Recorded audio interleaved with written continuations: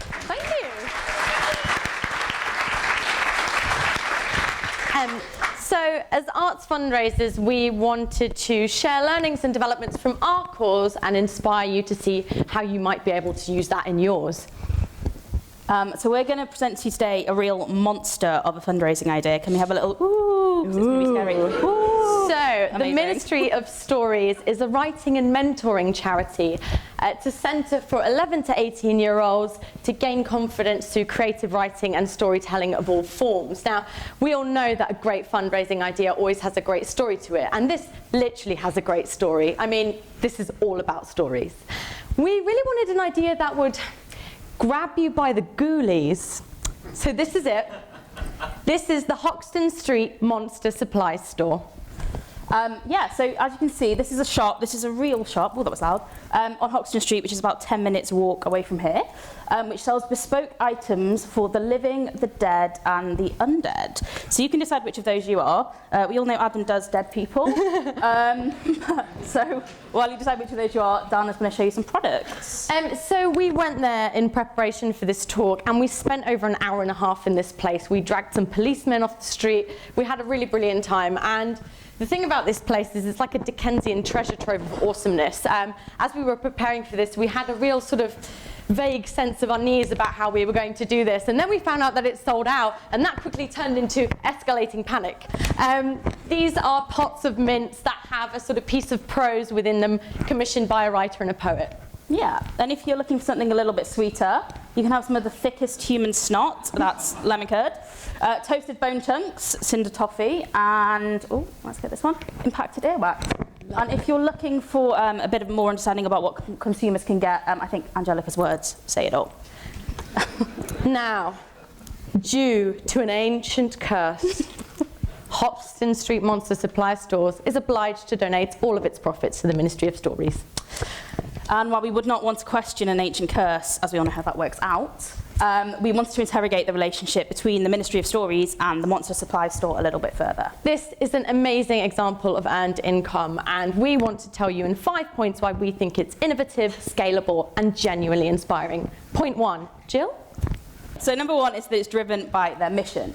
So the Ministry of Stories' core mission is that children are in charge, where, I mean, that would terrify me in certain instances, but I think in this instance it's absolutely fantastic.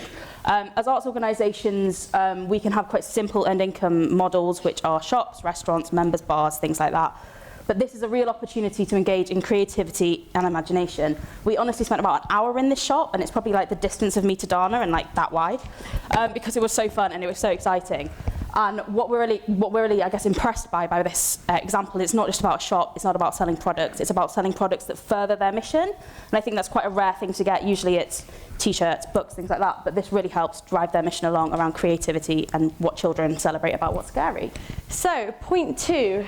It's responsive to consumer trends. Now we've prepared this graph for you. So we're currently at about slide 9. So your current interest peaks at around 90%, which is slightly higher than your interest in vampires at the moment. But seriously, what this shop brilliantly did is respond to 2 big consumer trends. The first is the experience economy. You don't just walk into a shop here. You play with an invisible cat. You engage with the characters who are manning the shop. And it really is a 360-degree interactive, immersive experience. And that is what millennials are after at the moment.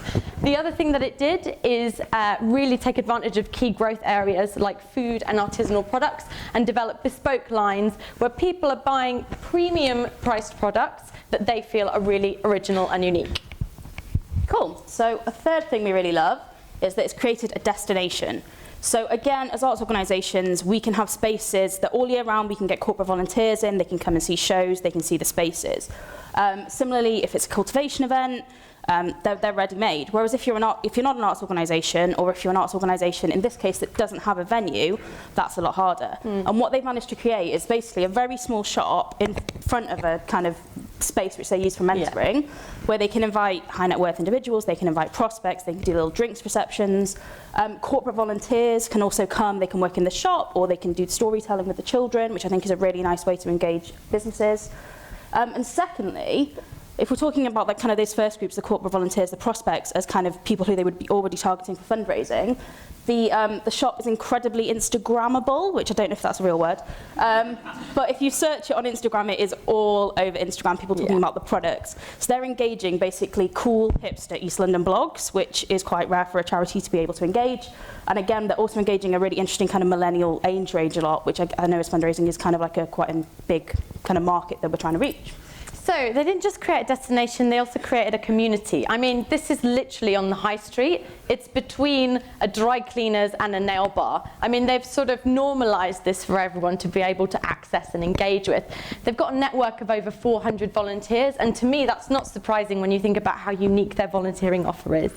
Add to that their school workshops, and you've got all members of the community meeting there. So they didn't just create something to fundraise, they created something to engage their community with as well. Cool. And our final point, so this is a graph of different scales of monsters in different films, which I don't even understand what loads of these are. I didn't know that Ghost from Ghostbusters was that big. And that's T-Rex down there, who's keen at you, right? Godzilla. So our point here is of the hallmark and of kind of any successful fundraising thing, and really what we're all here today to kind of learn about, is how things can be scaled, replicated elsewhere.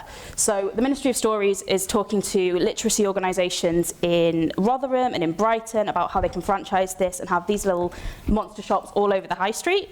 So it's a really interesting way of expanding their model and also kind of drawing other people in the same community and other charities in, so it's not a kind of competitive environment. And the second thing is about scaling the actual products that they offer. So they recently have a new chocolate bar out, which is going to sound like a plug, and I know we're not allowed any plugs, but it's not. And it's with Divine Chocolate, and it's about the milk teeth that children use and the tooth fairy, and it's called like a milk tooth chocolate bar. It's really cute. And we just wanted to talk about that and kind of the example of cause-related marketing and how they can not only expand their actual properties, but they can expand the products as well.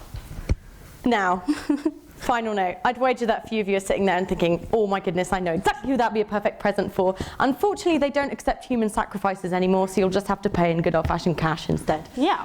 And as a final point, if in my next performance review, my manager was to say, your fundraising is absolutely shocking, your fundraising is really scary, I would say, not that I get that all the time, I would wager, like, let's celebrate that. And this example is a fantastic way of engaging donors, engaging their audience and supporting their mission.